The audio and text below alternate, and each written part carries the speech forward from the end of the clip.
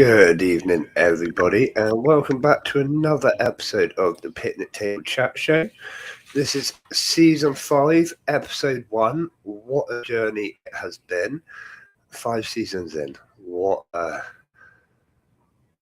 yeah, that's it. What a journey. But tonight we are starting a new season with an interview. We have BazAntz here with us tonight. We are going to talk a little bit about his store. We're going to talk a little bit about the ant exhibition. And any questions directed to me will be answered after the interview. You know how it works. If you've got questions for Baz, then do send them in whilst we're chatting. You may notice I'm a little bit out of breath. I've got a cold. There's not much else to say. I've got a cold. So just bear with me if I have to mute and cough and die. That's why. So let's welcome in Baz. Do you want to say hello, buddy, if you're there? Hi, guys. How's everyone? It's nice to be here. Speak to you all. Right. You know, I can hear you, but I can't hear you. Give me 2 seconds, because that's a fault on my end. That's right.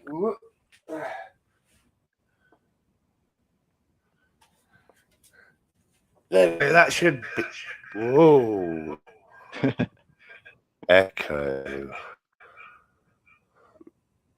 Right. How did I do it before? Right, I know what I'm doing wrong anyway.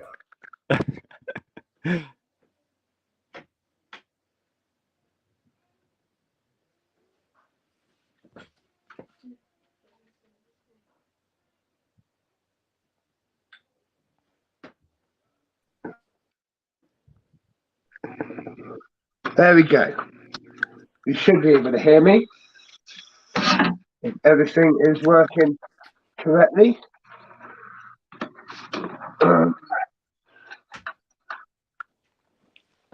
Yeah, cool. So how are you, Baz? You all right? Perfect. Yeah, I'm good, thank you. How are you? Yeah, I'm good, buddy. I'm good. Good, so good. I've got loads of questions lined up in front of me, so we'll just dive on in if that's all right. Yep, sure thing. Brilliant. So when did you start ant keeping, and what really got you into it, buddy? Well, the first time I ever kept ants was a very long time ago. I must have been about 8 or 9, so quite a long time ago, and started with one of the old Milton ant farms. Yeah. And tried those.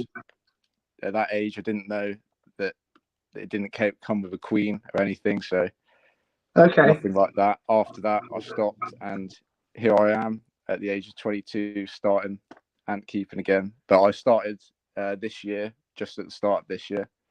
Yeah. So what did you start with? Did you dive in and get something like a camper notice, or what did you do at the start, buddy? The first ones I had were Messer Barbarus. I might have nice. How you say that? I'm not entirely sure.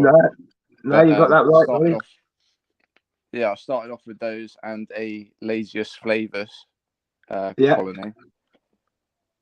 Okay, how did that go for you? Did they work out well? The Lasius flavus I still have to this day. The Messer Barbarus queen, as I was moving, she did unfortunately eat all her brood. Yeah. And I managed to get her back to the stage of her first worker did arrive, but unfortunately shortly after that she did pass away. Yeah. So it's quite often the way, if they have to restart and try a couple of times, they just use so much energy, you know. But it is they are really hard to get to that first worker, especially if they've already eaten their brood once or twice. So well done for that. Yeah, thank you. So what really got you into ants? You say you've been doing it on and off for quite a long time. What is it that kind of sparked that interest? Basically just how the colony or ant colonies work and how they function, and how interesting they can be with all their different jobs and activities that they have to do in order to survive, I guess. Yeah, cool. I quite like that, like the different hierarchy and, like you say, the different jobs and stuff like that. It's so interesting the way they work, isn't it? Yeah, and each worker all has their own job they have to do and their own role to fulfill within the colony. That's it. Do you have any other sort of exotic pets or interests in exotic pets? Do you like beetles or anything? My mum and dad used to keep snakes when I was very young, so there's always been something there. But the only exotic animals I've ever kept, apart from exotic ants, are recently when I was up at the Great Ant Exhibition with you and everyone else. I did actually buy a tarantula. Oh. And there was a jumping spider that was purchased also. Wow. Like, so what tarantula did you get? It's the I'm gonna butcher the first name. I can't even remember it. That's but all it's right. I do it all the time.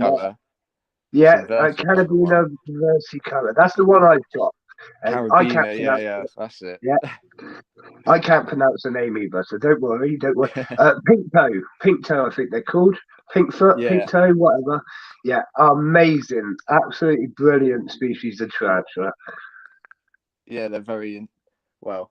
I've always been quite not scared, but I've always had quite a dislike to spiders. Okay, Until the jumping spider was on my hand up in Bristol, and that kind of changed. Yeah. I mean, I held it as well, and it was beautiful, wasn't it? It was so cool. Yeah, I found it very tame as well. How it wasn't just sort of jumping all over the place. It kind of just stayed sat there on top of the tank. Yeah, like it surprised me as well, but I think I think she has it out quite regularly at exhibitions, so it's really used to it, you know. Yeah. Which is very cool. So you got yourself a tarantula and a jumping spider. Would you say that's the start of another hobby, or do you think you're going to stop with just those two? I'm not sure. It's hard to say at the moment. I suppose over time, as the spider grows and I get to handle it more, my slight fear of spiders may go, and there may be a few more that join the family.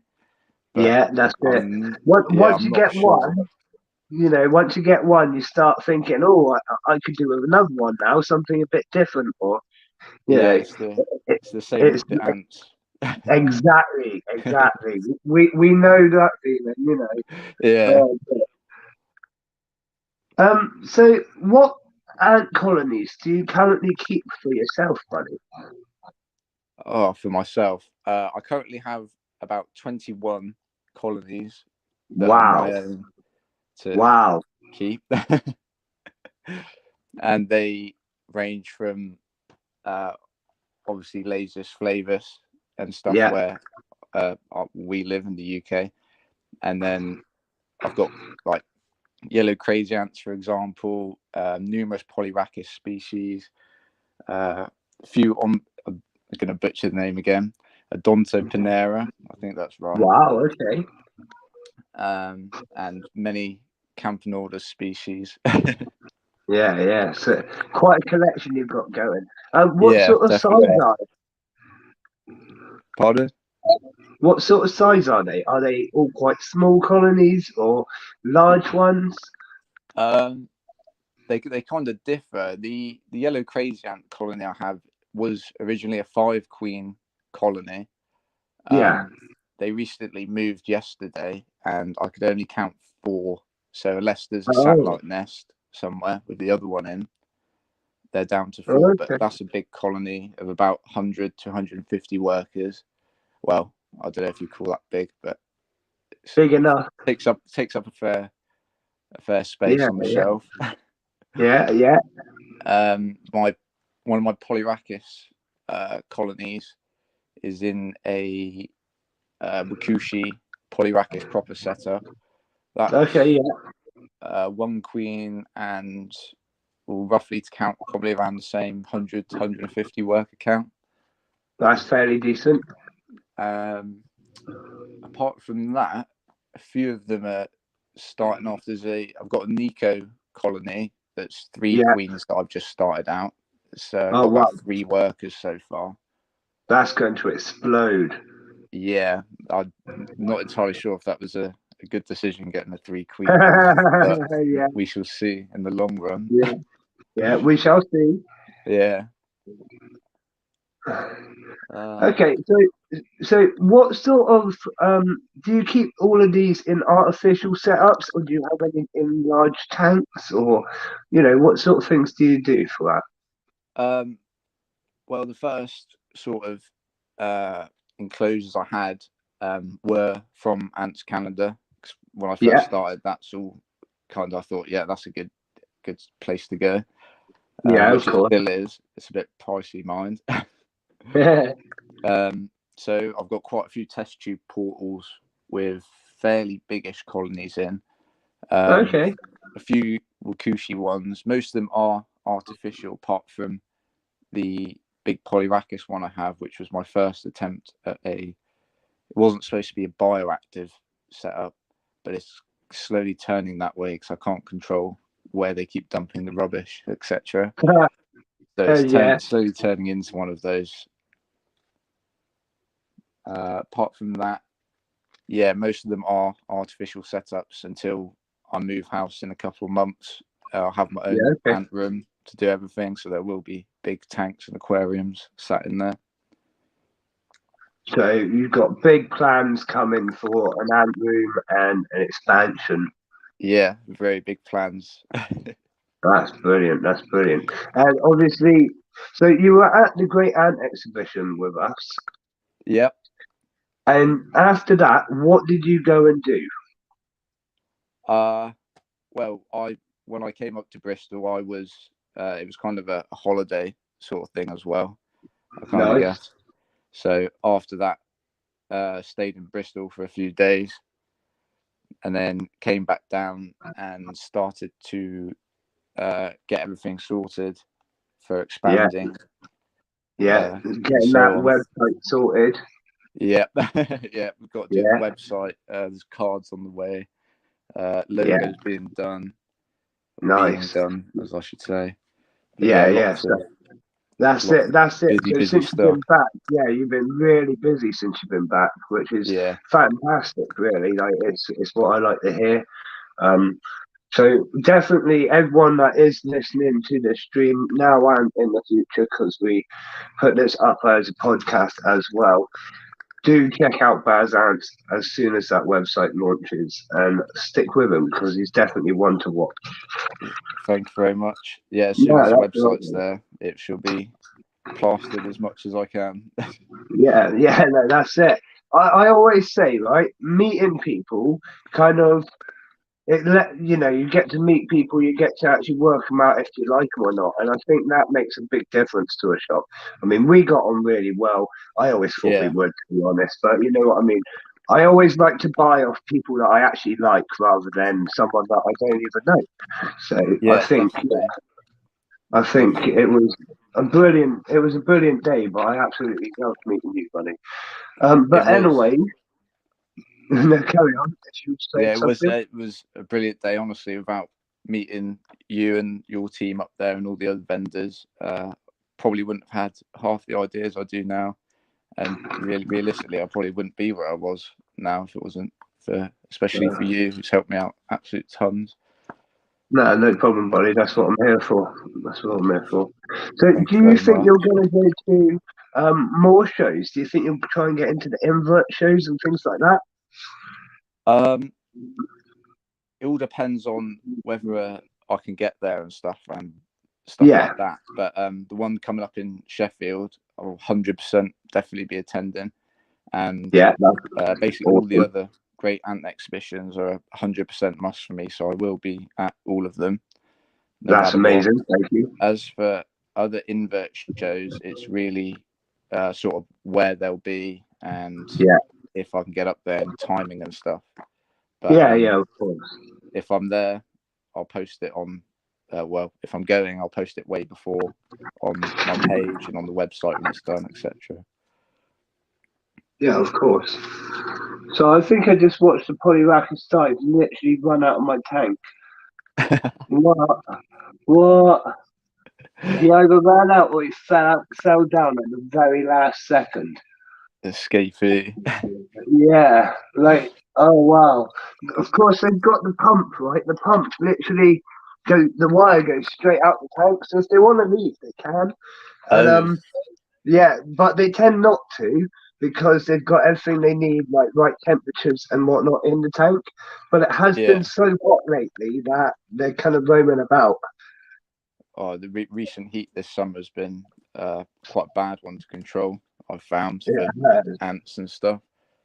I was going to say, have you had any issues with your ant colonies throughout the summer this year? It's been a very very bumpy ride this summer.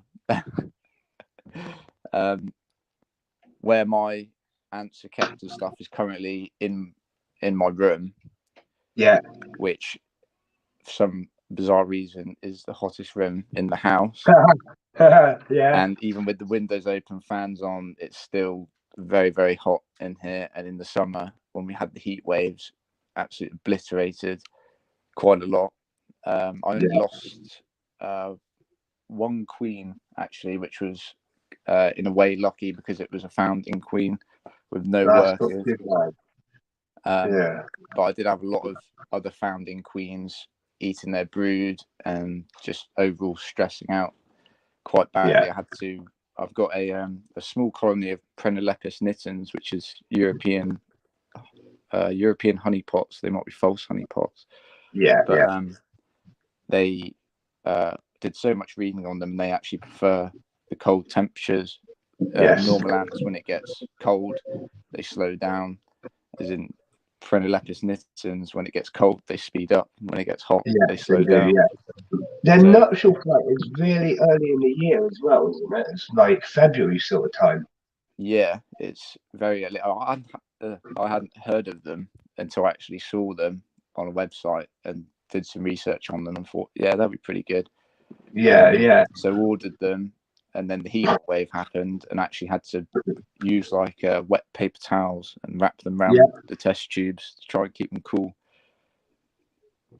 Yeah, I mean, I've seen I speak about it quite often. I saw a sophisticated system of like water cooling system where the water ran down the tube on one side and there was a heat wire on the other side of the. It was so cool, Yeah, really cool. But like, what a system you'd have to set up for that. It's much easier to just put a fan on or, like you say, wet paper towels. Oh, excuse me and my bad cough. that's all right. Good evening, everyone in the chat. Just saying hello and thank you for joining. So here is a fun question. It's one we always like to ask. Yeah. Have you ever been bitten, and what is the worst bite you've ever had? I have not been bitten. Wow. To be fair, which I'm very surprised because I've had a few escapees here and there. But yeah, I've never been bitten. I haven't been stung yet. I've been sprayed with formic acid a few times. Yeah. Which has got into like a little cut here and there, and yeah, it is pretty painful. Yeah, it's not fun. No, but yeah, I haven't been bitten yet. Touch wood, which for is now quite lucky because a few of the colonies I keep do possess a nasty bite. Yeah. Okay, so have you ever had any like mass escapes or really like bad experiences, I suppose? I've had a few escapes. I had one yesterday actually. Okay. It was a Campanordus, gonna butcher the name again, Ligniparida, I think. Yeah. A few of them I didn't realise as I was doing my usual tending to all the ant formicariums and stuff. And I looked over at the other shelf and there's Campanordus ants wandering around trying to get back into the enclosure. Oh dear, yeah. Yeah, still haven't worked out how they got out, but none have again. So I think it was a one-off. I've had a few Polyrhachis breaks out. I've woken up in the morning and they've been on the roof staring down at me and stuff. which is a bit of a different one. It's the first thing when you've waken up. Yeah, I find polyracus, like, if they're going to escape, they do it en masse. They take the whole colony with them. Yeah, I saw Yeah. they still had twigs. They're still carrying tiny little bits of twigs and moss from the enclosure. Yeah. They'd obviously run out with, but I managed to get them before, obviously before the queen came out, because they didn't try and run away or anything, or like nest anywhere. See, I expect when you've got your 3 queen Nikos, you're possibly going to get bitten. I think I will. Like the polyracus dives in front of right now on the screen, they are like, the minute I put my arm into the tank, I've been bitten now. They're just everywhere. I swear they do like Superman jumps or something from the glass onto my whatever it takes to get me. Yeah, I had the obviously when I was talking to you yesterday, I got distracted because of the crazy ants that were moving. Yeah. I have them set up in quite an odd setup, really. Their original nest was in an old bamboo tube. Okay, yeah.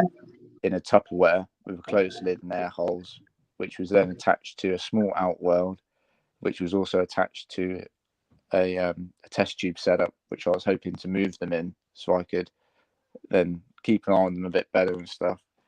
Yeah. And yesterday I did open the Tupperware container lid because I thought they'd all moved out. So I opened the lid, and I should have known really, because crazy ants, they get their name for a reason. Yeah. They kind of sprung into action, and before I knew what hit me, they was all over the outside of the tub. So I had to use the old split cotton wool in half and try and get it as quick as I could. Yeah. The amount of times I've had that, right? So it's normally when I'm doing feedings, like feeding test tube colonies. For me, it's just a nightmare. In fact, the worst ones I always find are formica. The minute you take that cotton out, they sense the pressure change. They are on it. They're out of the test tube. They're on your arms, and they're like, just go back in the tube, man. You know. But, stay in there. Your food's coming. That's it. Like, you just cannot be fast enough when it comes to formica. I did actually. Obviously, as you say, test tube feeding is an absolute pain in the arse. Yeah.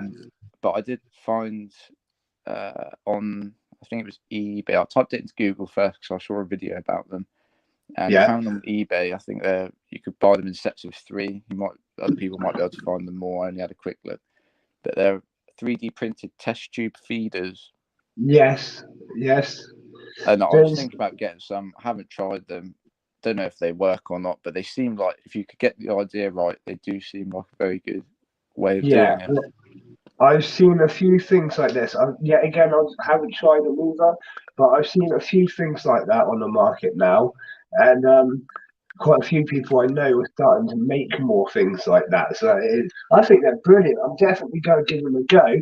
In fact, I should really get like 100 or so, just loads, just to have them about. But I suppose I don't know. I didn't think about actually acting on it.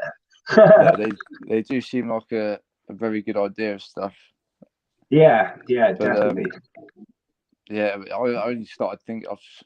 I saw them ages ago. I only started thinking about it yesterday after settling in from Bristol at the Great Ant Exhibition, and I came back and I had to feed all of the laziest queens I'd caught this year, and a couple of hundred of them, trying to feed all of them.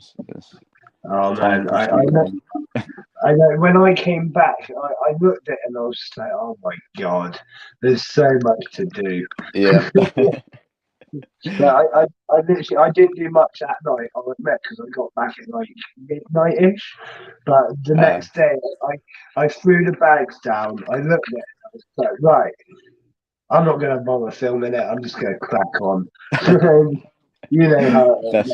Just get it done. Best way. So we've gone through your bad experiences. You haven't had many yet, but we're hoping that you have some of the 3 queen Nikos. So Have you got any sort of amazing experiences that you've had? Like any wow moments that you can share with us? That's always a hard question, isn't it?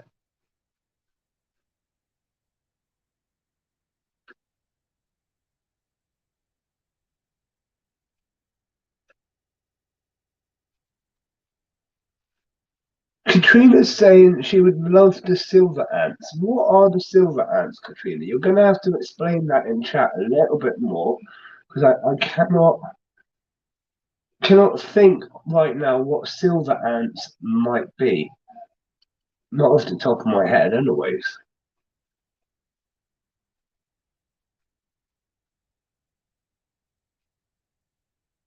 I think Baz has just disappeared, so that's not an issue. I'm sure he'll come back in a minute. I'm waiting to hear from you, Katrina. What are the silver ants? Because that's got me interested.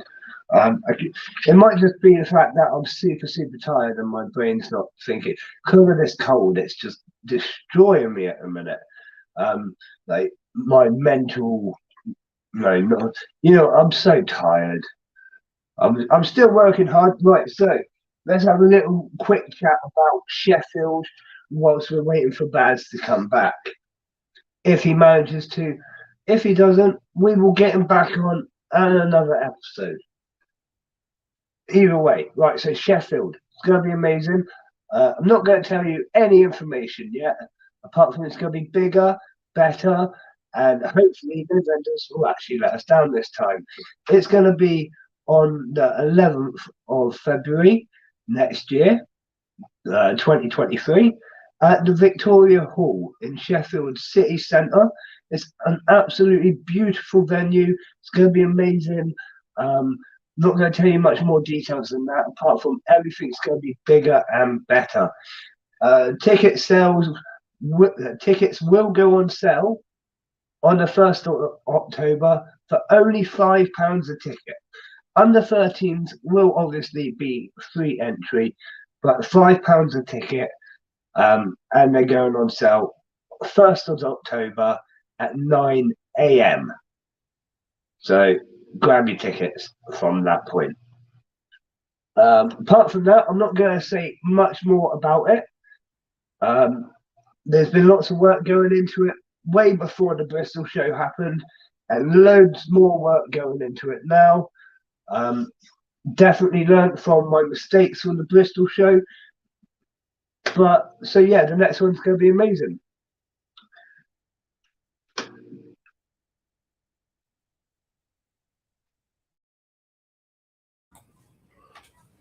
I'm just swapping.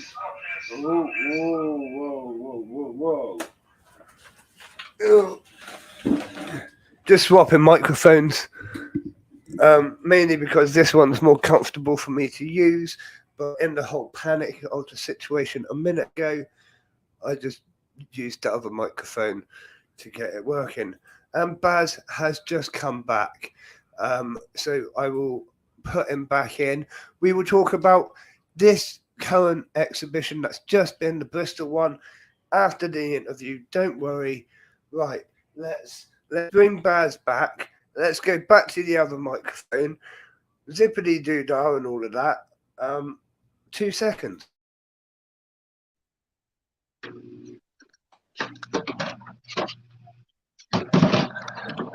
Right.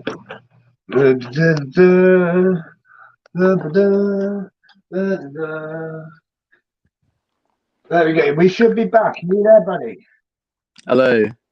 Hello, buddy. There we go. Hello. There we go. I'm sorry about that. My phone, I had it on charge and it overheated and came up with a temperature thing and turned itself off. Honestly, mine does it all the time. Like it's the constant thing. But when mine does it, the whole stream dies. But the people are still there talking, and they're all like, "What's happened?" And yeah, it's a bit of a nightmare. Yeah, sorry about that. Nah, don't worry. We are used to it. In fact, at one point, we had like what should be a live stream in front of you turned into a black and white photo because everything was going so bad. So don't worry. Oh, right, wicked.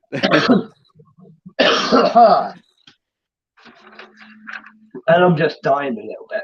So the question I asked was, buddy, we've had bad experience. Have you got any really good experience, like wow moments that you can share with us?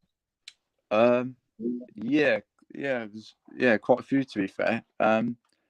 Obviously, when I first properly started keeping, seeing stuff like trophallaxis, stuff like that's always fascinating to watch.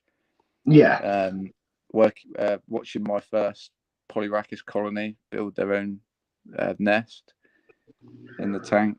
There's another good one to watch, and probably just the same sort of stuff as any other ant keeper, really. Just viewing the ants, watching them do their daily things, the weird things that they do, and the usual things that they do, which are still as fascinating. Yeah. So have you ever had I don't know, what's the words to say it? Have you ever had a colony that's like on the verge of dying out and managed to bring it back and that you've been really proud of? That makes no sense, but you know what I mean with that. Yeah, I know what you mean. Obviously the first Mesobarbarus colony I had, well queen I had, was a good revival until she did pass shortly after. I also had a European giant red ant. I think I can't say the proper name because I'll butcher it too, but you know the one I'm on about.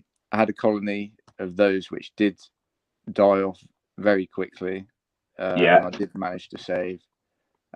Still to this day, not entirely sure why they did stop dying off, but they are fine now. So that's all that matters. Yeah. The Prenolepis nitens I was speaking about earlier, I originally got them as a 3-queen colony.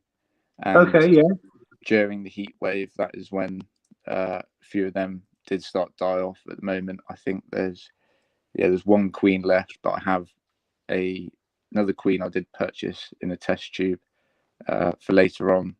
When they've established a bit better, I'll add that queen in, and hopefully they'll take two again. Apart from those ones, though, no.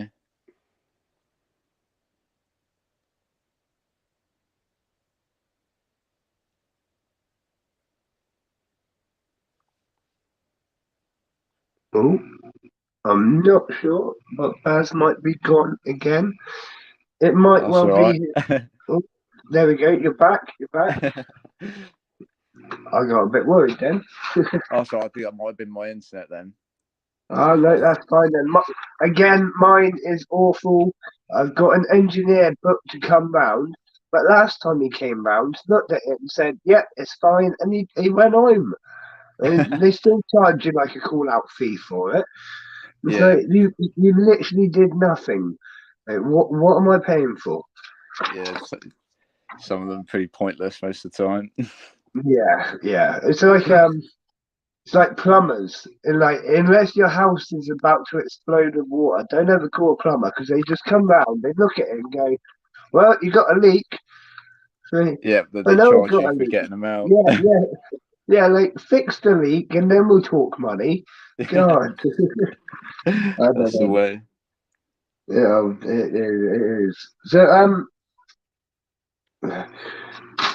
we've got winter approaching, haven't we? And I know you've got a lot of racist colonies. Yes. Do you have many other colonies that are going to keep you entertained throughout the winter? I'm hoping most of my exotic ones. It's going to be a bit of a close one because I'm moving within a month or 2 months' time, so it's going to be a close one of transporting ants when it starts to get colder and stuff like that. And when I move, it's definitely going to have to be a one of setting up a fair few heat cables,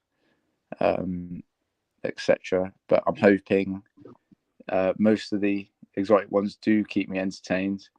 And I can have a sort of a break from having to tend to all of them. Yeah. I can honestly say I am looking forward to it as well. Yeah. Yeah, that hibernation period is like a lot of ant keepers, like I say, they find it boring because they haven't got much to do or whatnot. That's the best time for us shopkeepers as such because we get a break. Yeah, get a break, get everything else ready for the year to Exactly. There's so much other stuff to do when you're a shop that is like keeping on top of it is just insane. Yeah, it's going to But take a lot of work. yeah, but it's great fun as well, you know. I love every second of it. But I'm a nightmare because I tend to give things away rather than charge for them. Yeah, no, it's good thing about the hobby is it doesn't have to. It's not always about money and stuff. It's just about helping No, that's it. other people in the hobby out and stuff. I don't care for money at all. I just like the hobby, you know. So that's my Yeah, just issue. want to help people. Yeah, that's it. You know, well, you know what I'm like. I can't help Yeah. myself. Cannot help myself. Oh well. So I do have a question here from my wife actually. Oh really? Yeah. How Okay. like we're not sure who you live with because we don't ask personal questions really, but whoever you live with, your parents, your missus, whoever, how do they put up with all the ants in your bedroom? It it was originally not the I live with my missus, so Yeah. there's that one answered up. She originally wasn't too keen on the idea of ants Yeah. in the room, but here we are, 21 colonies down, and a fair few more on the way. But it did take a fair few bit of persuading and stuff, and now she's actually quite interested as well. Not Yeah. as obviously not as interested in me, but she likes sitting there watching them and finds them very Yeah. interesting and stuff. So I'd say she's more turned. And obviously she came to the Great Ant exhibition with Yeah. me, Yeah. which was very helpful because I would have been pretty lost if she didn't. So yeah, it took a bit of persuading, but we're here now. That's good. That's good. It's same with my wife. Took a little bit of persuading, but yeah, I got her into the ants, and then I kind of said, right, we've got a tarantula now, and she's like, what? So yeah, but she just kind of lets me do what I need to do. I've got scorpions and all sorts of stuff going on. She just, as long as it doesn't get out, that's when she gets angry with me. Yeah, that's the one rule here. As soon as they start getting out, that it all changes. So what you need to do, right, with your tarantula, is get its enclosure and make sure wherever your missus sleeps, it's right next to her all the time. That's what I did. The funny thing is, when we was at the Great Ant exhibition, obviously at that point I still didn't like spiders. She was intent on buying a jumping spider before we'd even got there. So the spiders were her idea. She persuaded me with the tarantula. Okay. That's the opposite now. Okay. See, the jumping spiders are absolutely brilliant. I wanted one for ages, and then I was really lucky. I found one on my kitchen side, and I was like, well, I'm having that. And I just popped them in an enclosure, and he's been quite happy since. That's decent. That's nice. That's nice. I know there was, I can't remember who it was. After the exhibition finished, we was outside, and one of the women had one on her hand, didn't she? Yes. One of the small ones. That was Sarah. Yeah, she found a small zebra jumping spider, which are native to this country. It wasn't right. It wasn't one she had like stolen or something. It was literally one. I remember saying it had jumped on, and she was like, "Oh, I don't know where the woman is. She'd already gone." Yeah. No, we did check, and it was a native zebra jumping spider. Yeah, that's mad. I didn't know they were native to the UK at all. Yeah, neither did I until one jumped on my kitchen side and I looked at it. Well, I did a quick bit of research as you do, and yeah. Oh well, my tarantula is literally eating right now. Oh, Yeah, I put in a wax one. Right, so with the pink toes, the vesicolor, whatever you want to call it, because they're arboreal, they won't eat if the food is on the floor. It has to be at an elevated position for them to like. They won't go down to the floor if they can avoid it. You know. yeah, So what I do is I get like cocktail sticks and I'll put a wax worm or whatever on the cocktail stick and pop it like on a branch. And yeah, he's just went and got the wax worm on the end of the cocktail stick. Sometimes he'll take it off and drag it back to the web enclosure that he's made. Sometimes yeah, he just eats it on the glass, which is what he's doing now. But very cool to watch. yeah. They are. I didn't. We've tried. Well, since we've got back, we've fed it once. The first time, as you said, did try and put it on the floor, and it got close, and then wouldn't have any of it.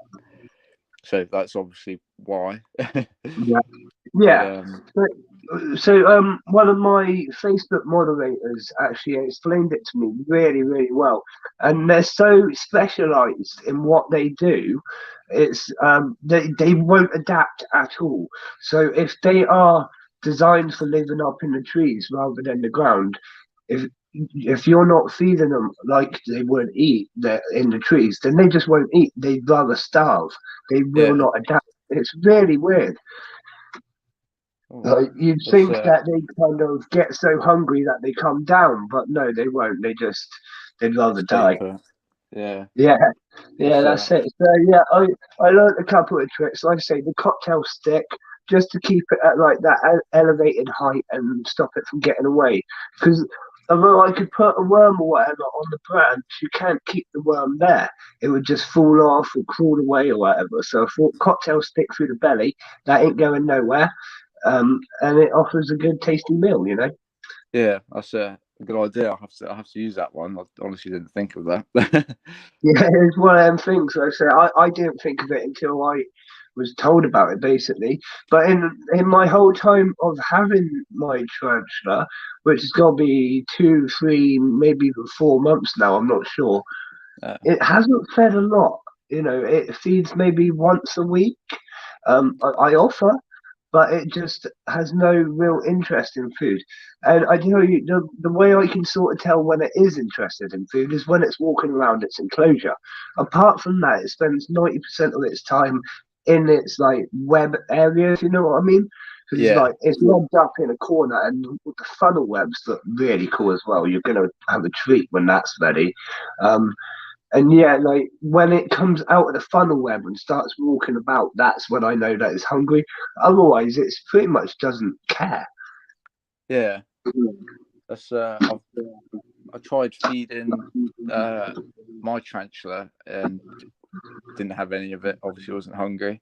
But it's going to be a big learning curve as it grows, especially for me, who's always taken a bit of a disliking to spiders.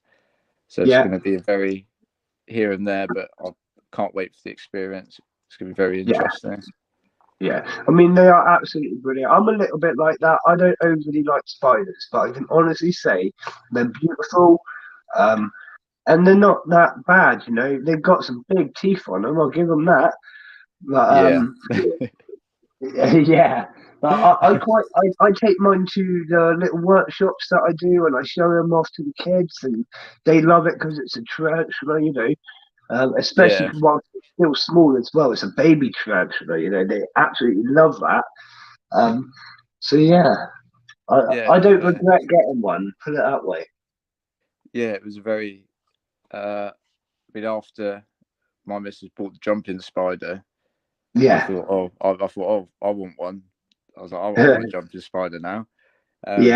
Went over to where the woman was selling them and held it and stuff, and I was quite surprised by myself that I had it on my hand running around and stuff. And then obviously helped the tarantula too, which was much more quicker on its feet I found is very much more sort of active and stuff. Yeah. Trying to find a hidey hole to hide. Yeah. I actually tried to get under my watch when I was holding it, which I had to give it back to the woman after it tried that. Bit too far, wasn't it? Yeah, for the first time holding one and stuff. Still, that's very, like, not just brave, but super cool. You know, not many people would say they've held a tarantula. Yeah, for sure. Oh, I'm just coughing my guts up a minute. No, I'm back. I kept my lungs in. That's the main thing. Sometimes, mate. Sometimes I feel like they're about to come out, and like, you know, you just gotta give it the odd push back and make. You know, you'll get my age one day. One day, you won't enjoy it. I tell you, getting past once you pass 30, it's downhill from there. Yeah, that's odd. My back and knees are already going. So there you go. Yeah, you've already got it. I'm glad it's not just me. Oh dear. But what was I going to say? I made quite a cool purchase. I bought giant cave roaches. I also got them. Yeah, you got some as well. They are so cool. They are. They are. I've spent quite a few hours looking at them and stuff. Yeah, they're like just the size of them compared to a dubia roach. It's like, wow, this is a beast, you know. Yeah, they're certainly huge. I think it was the same day we got back. Actually, I put some fish flakes, wet fish flakes in there, and they came out straight away. You can actually see them almost suck up the whole fish flake within like about half a second, and you actually see them proper eating and stuff like that. And they also got fed a small bit of croissant, which they did actually like. Nice. Very cool. See, I've done obviously a bit of research on them. They will eat most things, from what I see.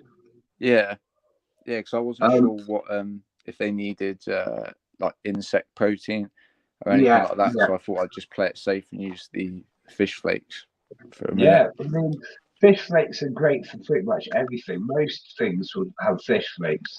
Yeah. Even ants love them. Yeah, I haven't actually had any ant colonies that have taken to them. Surprisingly, I bought them originally for my isopods, like dairy cows and stuff like that. Tried them with the ants. None of them took them. For things like that. Yeah. I mean, the only thing is, like, they do go moldy quite fast when they're exposed to moisture, which again actually works really well if you breed in springtails. Yeah, my isopods was like a isopod bins and springtail bins mixed together. So the mold attack was quite fast, but I found when I did use them with the ants, they did mold up very quickly, and I had to whip them out probably just under a day of putting them in there. Wow. Well, yeah, it's that humid environment, warm, humid, breeds bacteria. You know, that's it, isn't it? Yeah. So we've got a couple of questions left. Good evening, Antimatters. Thanks for joining us, buddy. Got a few more questions left. What would your favourite ant species be? My favourite ant, definitely got to be Polyrhachis. I must say it's 100% Polyrhachis species, but coming close would be Odontopanera. Okay, wow. That's different to what most people say instantly leaf cutters, or but that's actually really interesting. So sorry, go on. I've thought about leaf cutters a few times, but obviously this being my first proper year of actual ant keeping and stuff, I've decided to wait until probably maybe next year, but probably the year after before I delve into leaf cutters. and Yeah, stuff. it's a big commitment, and it's a big risk. It's a lot of money if something goes wrong, Yeah, yeah, but yeah, Polyrachis is my down favorite of all of them. No, that's fair. That's fair. Is that because of their weaving abilities and stuff? Yeah, there's so many factors really. The weaving capabilities.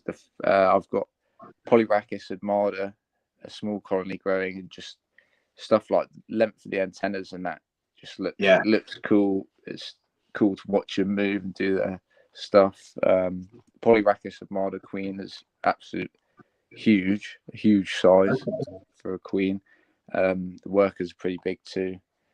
But yeah, it's so interesting to watch when they're building their nests.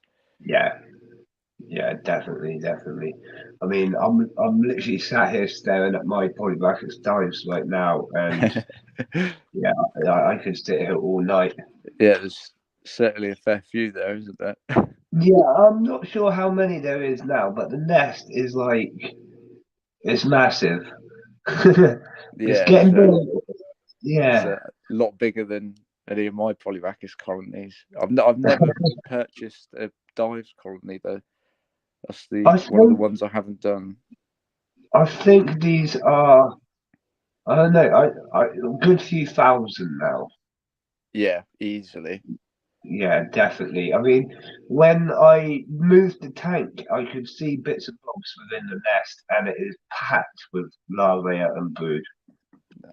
Always good, always good. Yeah, like absolutely packed in there. So, and that was a good while back. That was about nearly a month ago now. So, Wow. it's yeah, they're just they're constantly expanding, constantly going nuts. Yeah, but I feed them like I think that was about 60 waxworms that time, and I do that twice a week.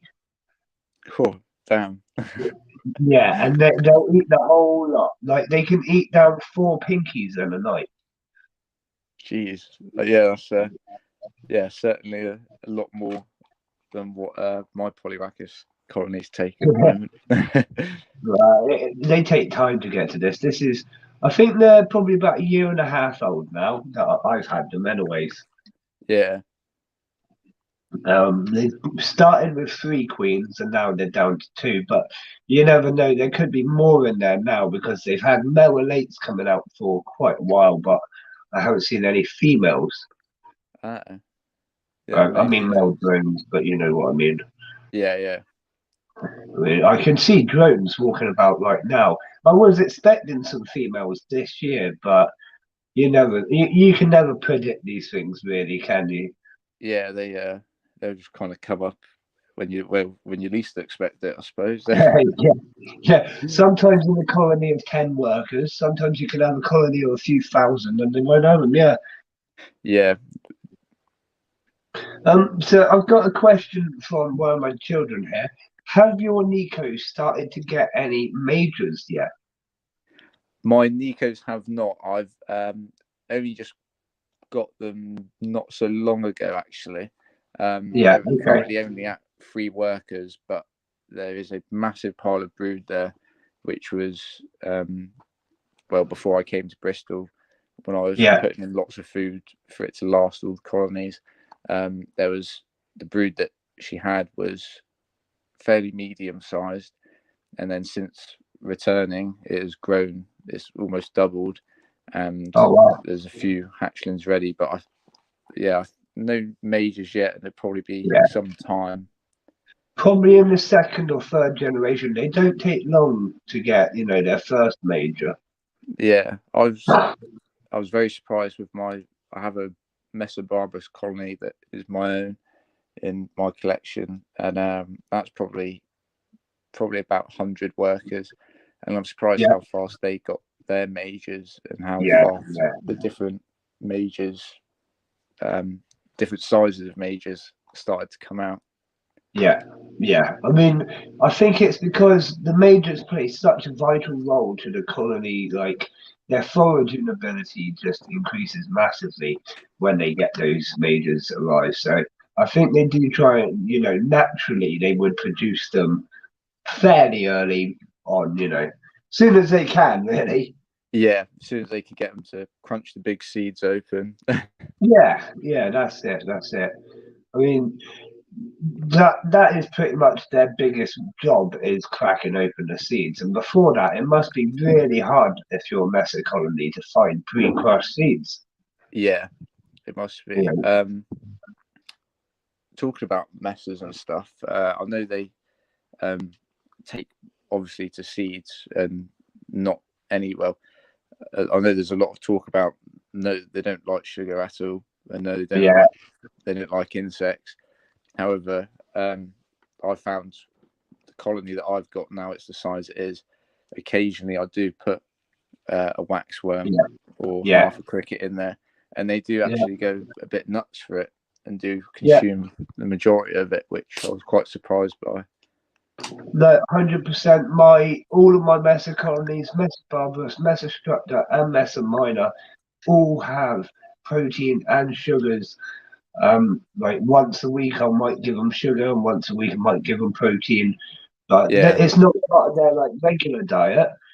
But I don't see why not. If I'm doing a mass feed of all my colonies, anyways, it takes an extra 2 seconds to put one in there, Yeah.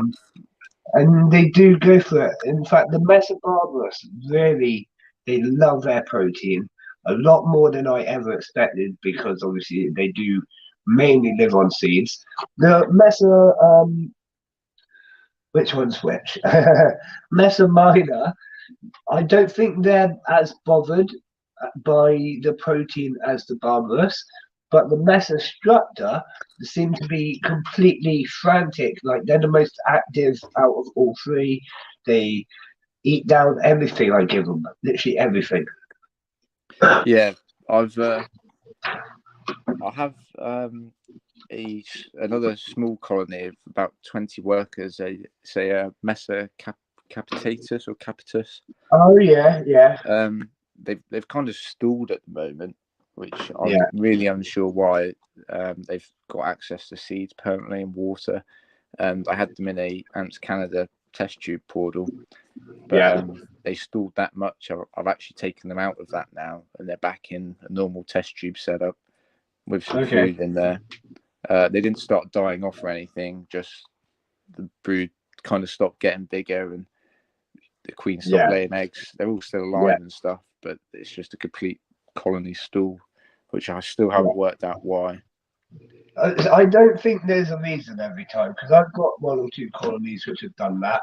In fact, one of our Mesa barbarus colonies has done that again. She stopped laying. The workers are still eating. They're still forward brooding. They're doing everything they need to do, but there's no brood at all. Yeah, it's the same over here. It is odd, because I mean that's a colony of probably around 30 to 50 workers. Oh, they're fair bigger than my one. Yeah, that's what I mean. There's no reason for it. They're still doing everything they should be doing, but looking inside the nest, there's not one single piece of brood. Yeah, it's like, wow, what's going on here then? But everything should be as it should be. Nothing's out of place. So I don't know. Maybe she's having a natural break. Yeah, I know. I'm obviously no idea in which species do it, but quite a few queens, they do have egg laying breaks. I know there's a few that do lay small batches every single day and stuff, but I do think the majority of them do have on and off periods, don't they? Especially if they haven't hibernated. You've got to have a bit of time off. Yeah, it can't be a egg laying factory all year round. Yeah, exactly. I mean, you say that. My poor wife, she was pregnant for 9 months. Then she'd have 9 months off. Then I get her pregnant again. And we did that like 3 times in a row. She missed out on Christmas every year for 3 years. Didn't have any cheese. Cheese is obviously the best part of Christmas when you're an adult. So she was not happy with me. Yeah, I bet. But yeah, there's my advice. If you're gonna have kids, do it when it doesn't affect Christmas. Far away from Christmas. Yeah. Otherwise they hold it against you that you never had cheese at Christmas. And oh wow, I'm sorry. But anyways, back to the ants. Oh dear. But Brilliant. is there anything that you wanted to talk about before I let you go for the night, buddy? Oh, I wasn't expecting that one. Not gonna lie, caught me off with that one. I'm not entirely sure. I just want to say thank you for holding or organising the exhibition and stuff. To be fair, I had the best time and meeting. Said it so many times, but meeting everyone there and your team and just getting to know everyone and help you guys that supported me and stuff was absolutely amazing. Right, that's all right, buddy. That's what we're here for. Right, that's what we're all about, helping others and making the hobby more awesome with awesome people like you, you know? Yeah, definitely. Couldn't have asked for a better group of people to meet and be part of the community. Yeah, it was a brilliant day. I have to say, although I was stressed in and running around like a mad thing, I had a brilliant day. Yeah, I thought so. Yeah. But then again, it must be very stressful. You've got to organise all that. Obviously, get the place to do it, get like tickets and stuff going, and get the word out there. Yeah, it is a lot of work. It was, I did it for a long time. We can say a lot of hours went into it, but it was so rewarding, And now from that, we've built something that will be a non-stop wrecking ball from that. Yeah, it's just going to get bigger and better every single year from now. That's it. That is it. And like everyone came away happy. You know what I mean? That's the main thing. Everyone was happy. We had a great time. The vendors want to come back, and so it was definitely a success for the whole hobby, not just us. Yeah, 100% success. It's the start of something that's going to be very good and hopefully definitely carry on forever and ever for generations after us, I guess. Oh, it definitely nothing I do ever stops. Yeah, that's a good thing to hear. Mainly because I'm too crazy to that. But that hey, Baz, stay online with us for a bit. Okay, Katrina's saying you could stay online with us for a bit. Yeah, I can do if you guys will have me. Yeah, mate. Come into the chat. After this interview, we're going to do a duck race. Have you done a duck race with us before? I have not. Oh my God! Right, we're gonna close the interview there because I've run out of questions, and otherwise I'm just gonna chat your ear off. But thank you massively thank you for coming on, answering all the questions, buddy. It's been great fun. That's right, man. Thank you for having me. Nah, anytime, mate. You'll definitely come back when you've got like more shop stuff to talk about, and come back. But right, so go into the chat. Let's do a duck race, everyone.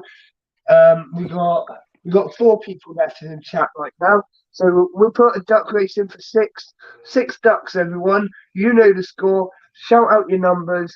Let's get a duck race, and everyone say goodbye to BazAntz. He's gonna join us in chat. Thank you for having me, guys.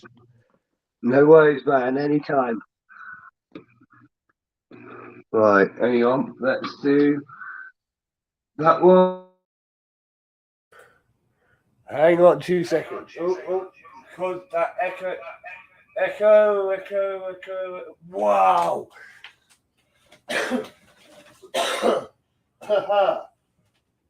Baz said about his phone getting hot.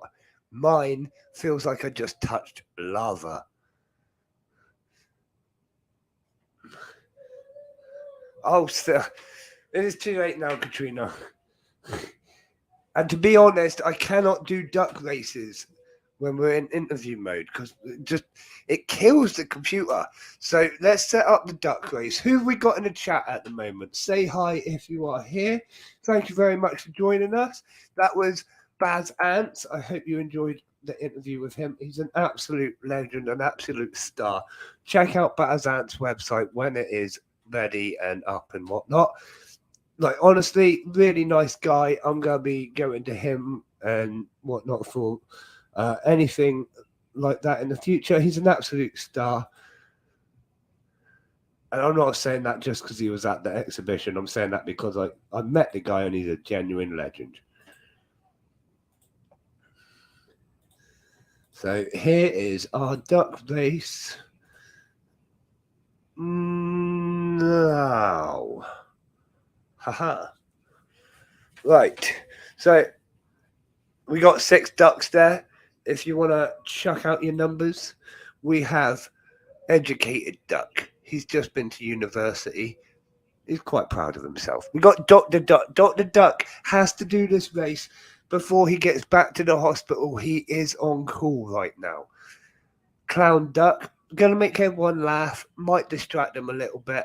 He's going to use that to his advantage. We got 2 ducks of the Plain Duck gang. They are known for causing trouble along the race line. We've got Chef Duck. Chef Duck doesn't know many recipes, but you give him a loaf of bread and he'll make bread. And we've got Pink Spotty Duck. There's not a lot to say about Pink Spotty Duck. Might be ill. Let's get the race started.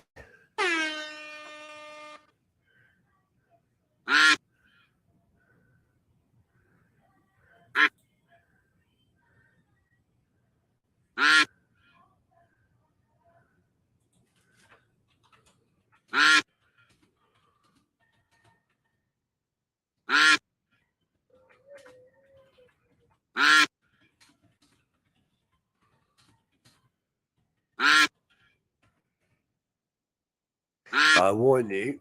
Yeah, it's just happened. Where's my clicky remote? Oh, there goes the lights. There goes the lights completely, and I can't find my remote. So let's. I think it's good. We're gonna have to move the camera, aren't we?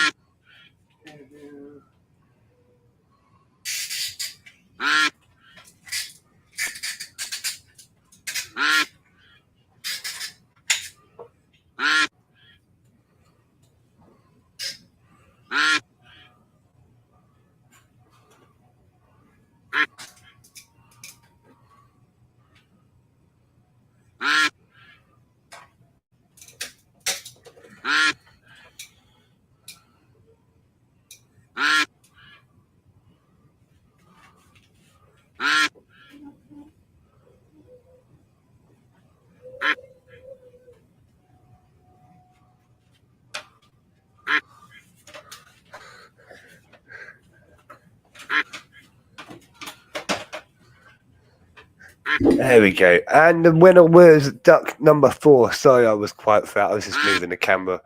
Right. Well done, anyone who chose duck number 4. We'll have another duck race in a little minute. I've just changed the camera around. Now you can see Mr. T having his dinner. Some tea. Yeah, now you can see Mr. T. I'm rubbish at rhyming. Come on, guys. Come on. Can't expect me to be good at everything. Thanks for coming in, Bailey. 6 had fallen asleep. Right, so let's have a little chat about the Great Ant exhibition. It was amazing. It was fantastic, and I want to thank everyone for coming into the event and having a great time. I've done some investigating and I've contacted the people that didn't turn up and whatnot. So we sold 134 tickets. 134 tickets. You'd kind of expect quite a few people. But good evening, Dawn. Thank you for joining. But it's not an issue. We still had loads of people come through on the day, just not quite as many as the tickets which we had sold. But it all does make sense. So one of our speakers actually cancelled on us, which was why I was able to move over to the main stage, which was quite a nice surprise. I'm not going to complain. So yeah, one of our speakers cancelled on us, which means he didn't come with his party of literally 20 people he was coming with. Oh, Tom, this is Dawn. Thanks for joining, Dawn, and nice to meet you. Pretty smooth. I'll leave you two to chat for a minute. Okay, nice. Well, then we need to chat properly. What was I saying? I've lost track of myself. Yeah, so the speaker didn't turn up. He was coming with like 20 people, and then a couple of other vendors didn't turn up, such as Mattis and I. And obviously, some people didn't turn up because of that, but that's fine. We still had a fantastic day, and it's not an issue at all. We've learned from our mistakes, and next time is going to be even better. So, Sheffield. Let's talk a little bit about Sheffield. It's already well under planning. We're going at the Victoria Hall. It's right in the middle of the city centre. Oh, I say middle. It's right near the middle of the city centre. It's absolutely fantastic venue. It's going to be bigger, better. Everything's going to be bigger and better. As you know, I never stop. We're going to have another raffle, and I'm not going to say too much right now, but you might be able to win a signed photo from Sir David Attenborough. But I'm not saying much right now. So you have to keep on watching for, you have to be there to get it, be there to win it. But I've looked at it, and it's not even a printed thing. That is literally, he's got a photo and wrote on it. It is proper ink on top of the photo. Blew my mind. So that's going to be at the Great Ant Exhibition, Sheffield 2023. I hope you like the name. Took a little, that was probably the hardest part of the day, was deciding the name for the next exhibition. But yeah, so that, I can't wait. It's going to be amazing. Sheffield. I've never even been to Sheffield. I very rarely, very rarely even go that high north. So I don't know. It's going to be a whole new experience just to go up there. I've just spotted a diorama flying about. Did you notice I got a bit distracted? It'll be fine. It'll be fine. Yeah, never been to Sheffield either. Katrina, I was allowed to tell that bit because it's kind of public knowledge already. It's fine, don't worry. But no other slips will be coming out.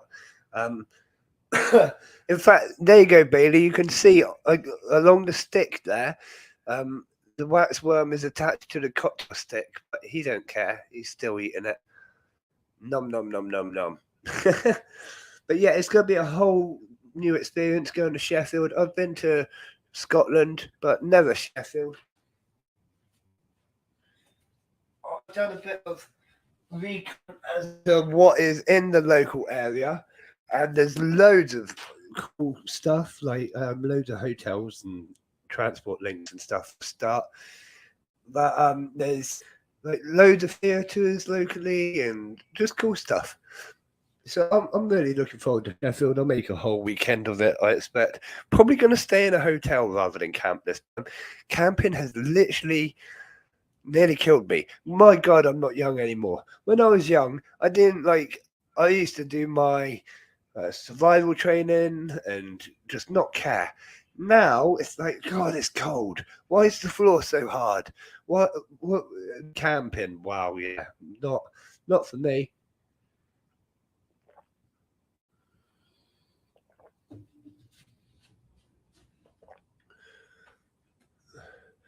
Katrina, do not panic too much. We will work it out, okay?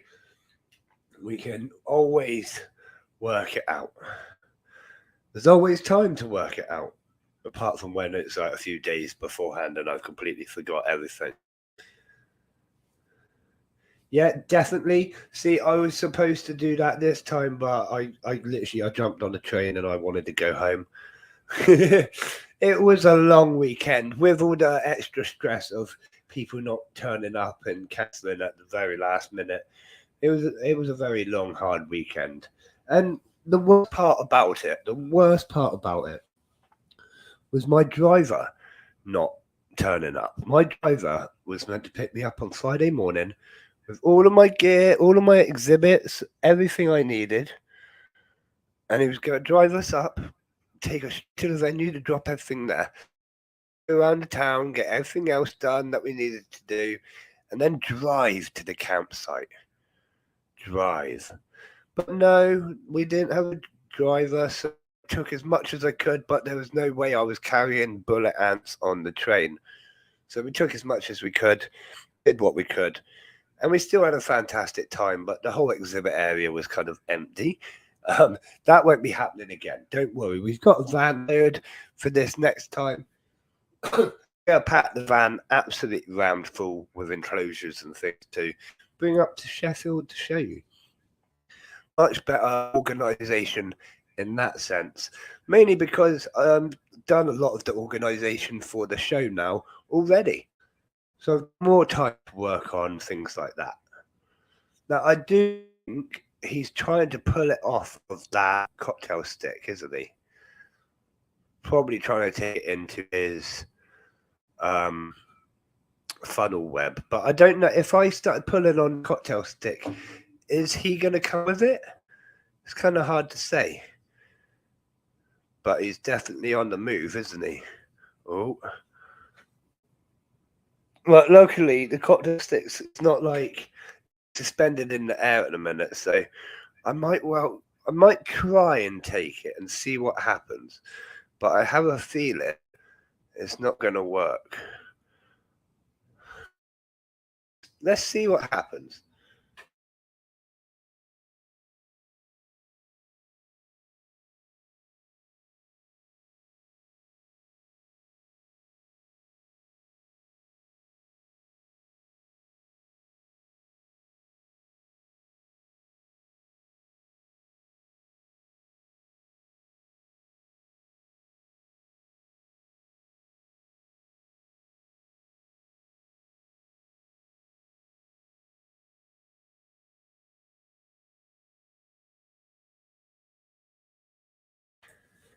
Yeah, so that didn't work.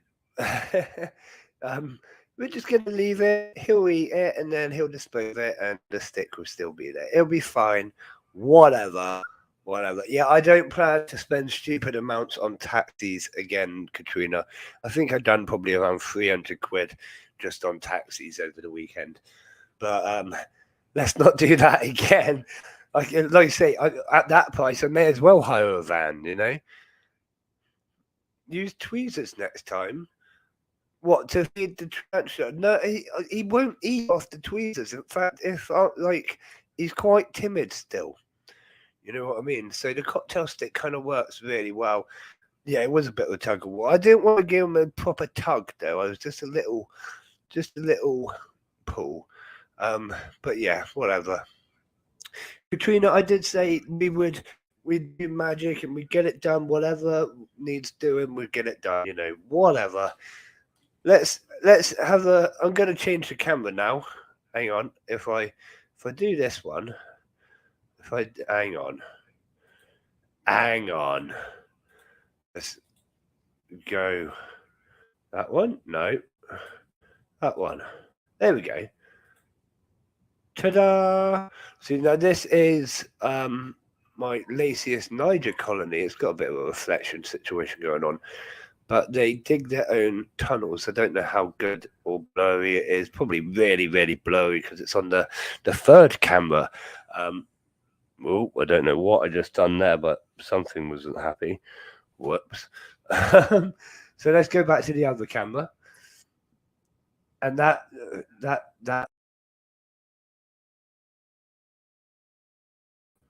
No. Yeah, hang on. No, I'm back.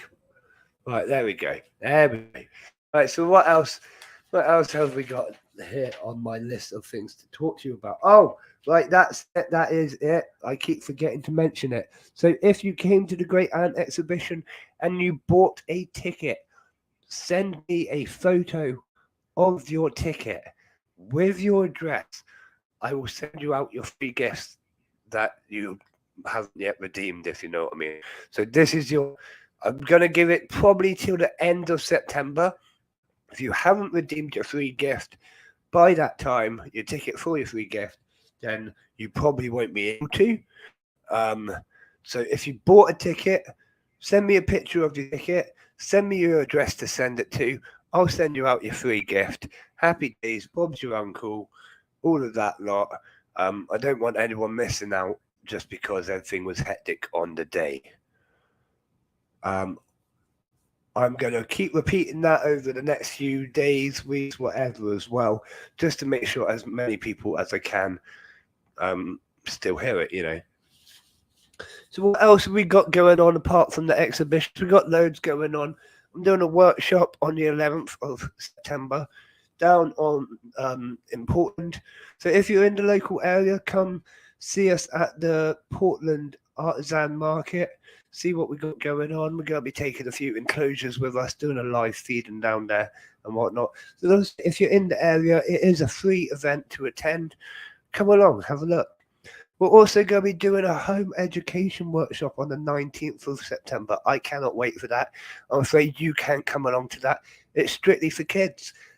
It's going to be brilliant. There are a whole range of ages, part of obviously the home education group. It's going to be really great getting hands-on, you know, and showing them the roaches and things like that. It's going to be really great. I love doing those sorts of things where you get to freak people out a little bit, you know, you go, and they're a bit squeamish, but you get to educate them and show them the importance of these things, and they come away with a different perspective of it, much like Bailey was saying with his tarantula. I am going to be calling it a night soon because I can hardly breathe. So what else? What else am I going to tell you? The last major thing that I'm going to tell you about before I decide to leave is we're going to have a quiz night. It might be during a stream. It might be on one of the Discords or something like that. I may go down. Bailey, definitely 100% do it. Email them. Tell them what you want to do. Get yourself DBS checked as well. And then they would probably love to have you in with some of your aunts or your pets and stuff like that. That's what I did, you know. It's as simple as that. I've been really lucky, actually. I was pretty much encouraged to do it, and they held me all the way, showed me what I needed to do, and now I'm working with different schools, home education groups, and to different places to do workshops, and it's really an amazing thing, you know what I mean? Not just holding the events, but going to other people's events and showing off what I do. I don't even sell stuff at these events. This is just strictly come and see these amazing animals, fall in love like I do. I do have new stock coming in. I've currently pretty much nothing is on my website at the minute, mainly because I didn't want to be selling whilst I was away in Bristol. I wanted just a little bit of time off and not to have to stress out the wife about it. So there is new stock coming, lots of nice new colonies coming onto the website in a couple of weeks. Obviously, I let everything go through a quarantine period of 2 weeks before it goes onto the website for selling. So give it a couple of weeks. There is a big update coming. And I think you're all going to enjoy it.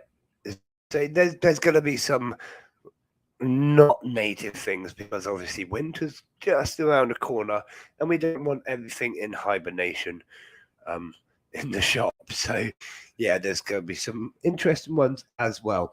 So yeah, we're going to be doing a quiz night. I will keep you informed on that. It's going to be great fun. It's going to be awesome, and it's going to be damn near impossible because I'm going to come up with the questions myself. I'm going to do it when I'm really well rested and I can come up with some good questions. Yeah. But yeah, it would be brilliant fun. It would be interesting and it'd be a laugh, you know. Why not? There might even be a prize or two at the end. So I'm going to call it a night. It's been absolutely fantastic. Thank you very much, everyone, for joining. I can hardly breathe. Otherwise, we carry on a little bit longer. But you know how it is. Things are what they are, and yeah, without your admin. No, Katrina, you're probably going to be helping in some way, but I've had some ideas for questions that are really good. Yeah, you'll enjoy it, but I thought I want to be part of it, to be honest. You know, I've got to do some work myself. I can't let the committee and the admin and whatnot do everything. Excuse me, chest again. So, yeah, massive thank you to all our supporters. Massive thank you to everyone who came to the exhibition as well.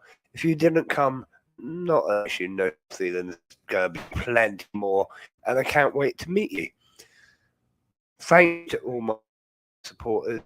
We've got Katrina, Stacey, and Jason. You're all absolutely fantastic. And a massive thank you, massive thank you to all of my staff across all the different platforms at the Ant exhibition, on everything. There's about 15 of you all together on all the different platforms now. We are growing over everything, and massive thank you from the bottom of my heart. Couldn't do it without you. It's just too much going on. And a massive thank you to all the fans and supporters. I think that's pretty much everything I need to say. I can really hardly breathe, so I'm going to go. If you need me, you know where to find me. I'm on all the social medias. I'm on my website. You've got my email address. You've probably even got my phone number. I love you all, and I'll see you and speak to you on Sunday. So, as always, for me, I'll see you again soon, Ant. Good night.